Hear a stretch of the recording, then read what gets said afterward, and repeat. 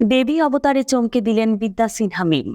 আর মাত্র কয়েকদিন এরপরই হিন্দু ধর্মাবলম্বীদের সবচেয়ে বড় ধর্মীয় উৎসব শারদীয় দুর্গাপূজা।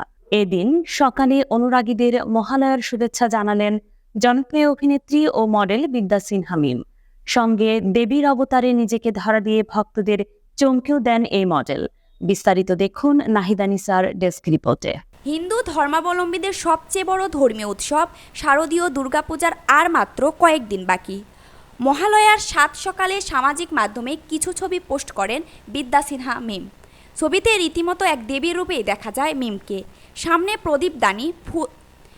প্রদীপদানি পদ্মফুল হাতে কর্কশিটির আলপনার ওপর বসে মিম। এদিন অপরূপ সাজে নিজেকে মেলে ধরেছেন বিদ্যা সিনহা মিম।